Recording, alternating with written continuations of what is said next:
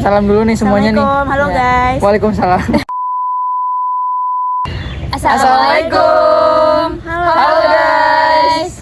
Kami dari kelompok 4. Halo, nama saya Fadila Isma dengan NIM akhir 259. Halo, perkenalkan nama saya Muhammad Syafus Gunawan dengan NIM akhir 039. Halo, nama saya Diandra Hasanah Sitompul dengan NIM akhir 173. Saya Sabita Hansa dengan NIM 111. Saya Nabila Tantia Putri dengan NIM akhir 353.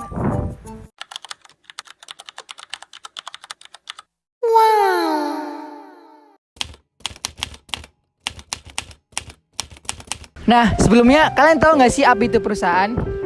Jadi, perusahaan menurut Molengraf adalah keseluruhan perbuatan yang dilakukan secara terus-menerus bertindak keluar untuk memperoleh penghasilan dengan cara memperdagangkan atau menyerahkan barang atau membuat perjanjian perdagangan. Dan menurut Polak, baru dapat dikatakan perusahaan apabila diperlukan perhitungan laba dan rugi yang dapat diperkirakan dan dicatat dalam pembukuan.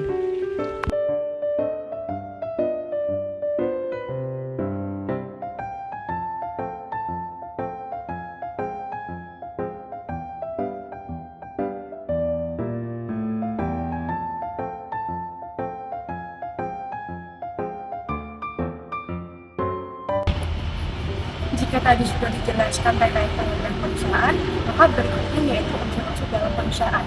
Nah, unsur-unsur dalam perusahaan sendiri ada 7. Yang pertama adalah badan usaha. Badan usaha harus memiliki bentuk tertentu. Jika tidak demikian, maka disebut dengan pengertian. Unsur yang kedua yaitu kegiatan dalam bidang perekonomian. Kegiatan ini bisa berupa dalam kegiatan perdagangan, perindustrian, pembiayaan, dan lain sebagainya. Unsur yang ketiga yaitu terus-menerus, artinya tidak insidental, yang merupakan suatu mata pencaharian. Unsur yang keempat yaitu bersifat tetap. Nah, kegiatan ini tidak berubah atau berganti dalam waktu yang dekat, tetapi untuk waktu yang panjang. Unsur yang kelima yaitu terang-terangan. Kegiatan dilakukan, diketahui oleh umum, dan diakui dan dibenarkan oleh pemerintah, serta boleh bekerja sama dengan pihak lain. Unsur yang keenam yaitu ada keuntungan atau laba. Nah, untuk modal yang diusahakan, setidaknya kita mendapatkan keuntungan atau hasil lebih dari kegiatan tersebut. Kemudian, unsur yang terakhir yaitu ada pembukuan.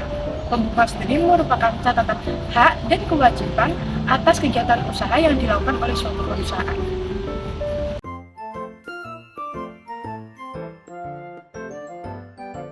Lalu selanjutnya adalah pengusaha. Pengusaha adalah orang yang menjalankan atau menyuruh orang untuk menjalankan perusahaan. Eksistensi pengusaha di perusahaan ada 2, yaitu sebagai orang yang menjalankan perusahaan. Jika ia menjalankan perusahaan, biasanya ia akan dibantu oleh orang lain. Lalu setelah itu, kedudukannya di perusahaan adalah sebagai pemimpin di perusahaan tersebut. Yang kedua adalah jika pengusaha ingin menjalankan perusahaannya namun ia tidak menjalankan sendiri, yaitu dengan menyuruh orang lain. Jika ia menyuruh orang lain, maka seluruh kegiatan perusahaan akan dilakukan oleh orang lain sebagai pesuruhnya. Baik, selanjutnya saya akan menjelaskan tentang apa sih pemimpin perusahaan itu. Pemimpin perusahaan adalah individu yang diberi wewenang oleh pemilik perusahaan untuk mengelola atau menjalankan operasi sebuah perusahaan, yang mana bertindak sebagai perwakilan pemilik perusahaan dengan otoritas tertinggi. Pemimpin perusahaan bertanggung jawab penuh atas keberhasilan maupun kegagalan perusahaan, termasuk pengambilan keputusan ataupun pengelolaan sumber daya. Dalam perusahaan besar, biasanya tugas ini diemban oleh dewan direksi yang dipimpin oleh direktur utama.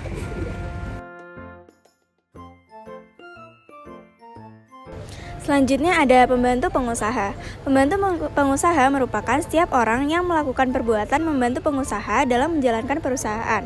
Dalam hal ini, pemimpin perusahaan tidak termasuk dalam pembantu pengusaha. Ada pula contoh-contoh pembantu pengusaha di dalam perusahaan. Yang pertama ada pemegang prokurasi. Pemegang prokurasi merupakan pemegang kuasa oleh pengusaha untuk mengelola suatu bagian besar atau bidang tertentu, seperti produksi, keuangan, administrasi, sumber daya manusia, dan sebagainya. Pemegang prokurasi merupakan orang kedua setelah pemimpin perusahaan dan termasuk dalam staf pimpinan perusahaan. Yang ketiga ada pelayan toko. Pelayan toko yaitu setiap orang yang memberikan pelayanan untuk membantu pengusaha di suatu perusahaan. Tugas dari pelayan toko yaitu seperti mengepak barang, menerima pembayaran, dan menyerahkan barang, dan sebagainya. Fungsinya yaitu mewakili pengusaha dalam memberikan pelayanan untuk pembeli. Dan yang keempat yaitu pekerja keliling. Pekerja keliling yaitu pembantu pengusaha yang bekerja keliling di luar toko atau perusahaan untuk memajukan perusahaan dengan mempromosikan barang atau membuat perjanjian dengan pihak ketiga. Selanjutnya kita akan membahas tentang pembantu perusahaan. Pembantu perusahaan dibagi menjadi dua, yaitu yang pertama mempunyai hubungan kerja tetap dan koordinatif dengan pengusaha. Yang kedua adalah mempunyai hubungan kerja tidak tetap dan koordinatif dengan pengusaha. Apa aja sih pembantu perusahaan itu? Pembantu perusahaan ada yang pertama, agen perusahaan, yaitu pihak yang mewakili pengusaha untuk mengadakan dan melaksanakan perjanjian dengan pihak ketiga atas nama pengusaha. Contohnya adalah agen perusahaan otomotif, agen perusahaan barang elektronik, dan sebagainya. Lalu yang kedua adalah perusahaan perbankan. Perusahaan perbankan adalah lembaga keuangan yang mewakili pengusaha untuk melakukan pembayaran pada pihak ketiga, penerimaan uang dari pihak ketiga, serta penyimpanan uang milik pengusaha selaku nasabah. Baik, selanjutnya kita akan membahas mengenai contoh pembantu pengusaha di luar perusahaan yang memiliki hubungan kerja tidak tetap dan koordinatif dengan pengusaha. Di sini kita akan membahas 4 contoh. Yang pertama yaitu ada makelar, kemudian komisioner, lalu ada pengacara, serta yang terakhir ada notaris. Yang pertama kita akan membahas mengenai makelar. Nah, di Kitab Undang-Undang Hukum Dagang bagian kedua tentang makelar ini sudah tercantum mengenai makelar itu sendiri mulai dari pasal 62 sampai 73. Maka di sini kita akan membahas mengenai pasal-pasal yang inti saja untuk mempersingkat waktu. Kita mulai dari pasal 62. Di sini dijelaskan bahwa makelar adalah seorang pedagang perantara yang diangkat oleh presiden atau oleh pembesar yang oleh presiden telah dinyatakan berwenang untuk itu. Ia menyelenggarakan perusahaannya dengan melakukan pekerjaan-pekerjaan sebagaimana termaktub dalam pasal 64, seraya mendapat upahan atau provisi tertentu atas amanat dan nama orang-orang dengan siapa ia tak mempunyai sesuatu hubungan yang tetap. Pada intinya, pekerjaan makelar ini adalah memfasilitasi transaksi antara dua pihak, baik dalam bidang properti, keuangan, dan lain-lain, yang mana ia tidak memiliki hubungan tetap dengan kedua pihak tersebut. Tugas-tugas yang meliputi pekerjaan makelar termaktub dalam pasal 64 yang berbunyi, pekerjaan makelar ialah melakukan penjualan dan pembelian bagi majikannya akan barang-barang dagangan dan lainnya, kapal-kapal, andil-andil dalam dana umum dan efek-efek lainnya, obligasi-obligasi, surat-surat wesel, surat-surat order, dan surat-surat dagang lainnya, pula untuk menyelenggarakan perdiscontohan, pertanggungan, perutangan dengan jaminan kapal, dan penkartan kapal, perutangan uang atau lainnya.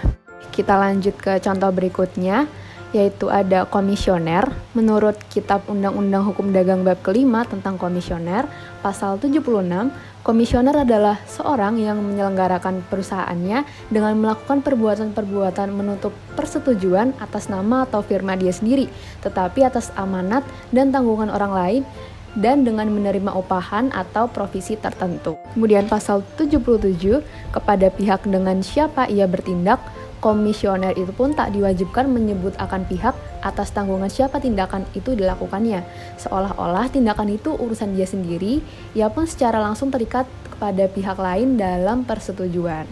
Kemudian pasal 78, pihak yang memberi amanat kepadanya tak mempunyai hak menuntut terhadap pada pihak dengan siapa komisioner itu telah bertindak, seperti pun pihak yang belakangan ini tak berhak juga menuntut kepada pihak pemberi amanat. Dapat kita simpulkan, artinya dari pasal 77 dan 78 tadi, seorang komisioner tidak harus mengungkapkan identitas pihak yang ia wakili.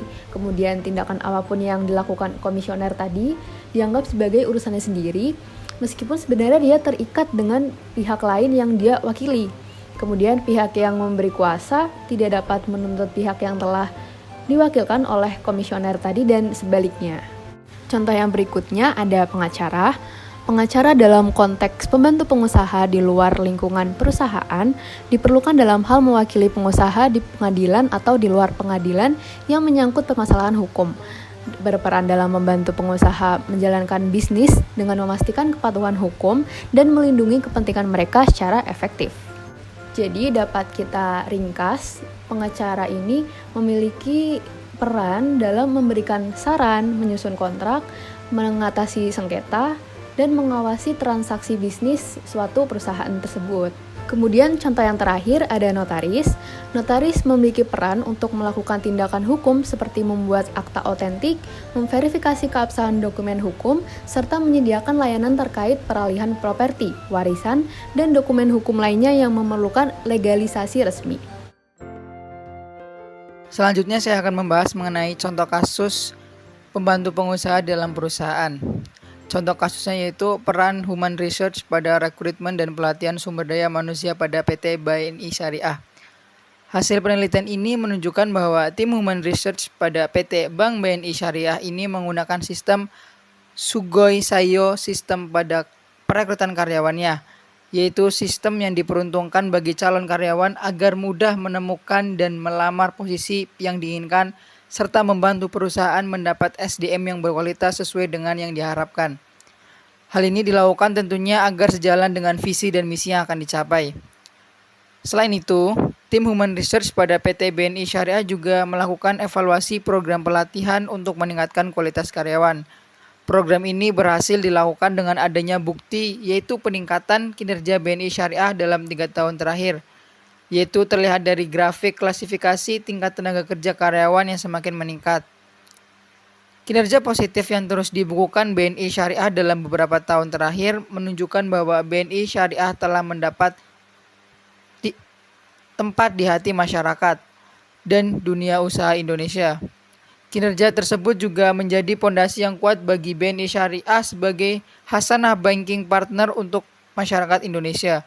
Dengan demikian, peran Human Research sangat penting dalam membantu keberhasilan suatu perusahaan. Dari contoh kasus tersebut, saya dapat menyimpulkan hasil dari analisis kasus tersebut, yaitu peran Human Research dalam rekrutmen dan pelatihan di PT BNI Syariah memiliki beberapa hasil dan dampak positif yang signifikan. Antara lain yang pertama, kualitas karyawan. Proses rekrutmen yang ketat dan berorientasi pada kualitas memastikan bahwa perusahaan memiliki karyawan yang kompeten dan sesuai dengan nilai-nilai syariah. Yang kedua, kepuasan dan retensi karyawan. Program pelatihan yang komprehensif dan peluang pengembangan karir meningkatkan kepuasan karyawan dan mengurangi tingkat turnover. Yang ketiga, kinerja organisasi. SDM yang terlatih dan kompeten berkontribusi pada peningkatan kinerja perusahaan secara keseluruhan, termasuk dalam pelayanan kepada nasabah dan inovasi produk syariah. Kesimpulan yang dapat saya ambil dari contoh kasus tersebut yaitu Divisi Human Research di PT BNI Syariah memainkan peran krusial dalam memastikan rekrutmen dan pelatihan sumber daya manusia berjalan efektif. Dengan strategi rekrutmen yang tepat dan program pelatihan yang terstruktur, PT BNI Syariah berhasil membangun tim yang solid dan berkompeten, yang pada akhirnya mendukung pencapaian tujuan bisnis perusahaan dalam menyediakan layanan perbankan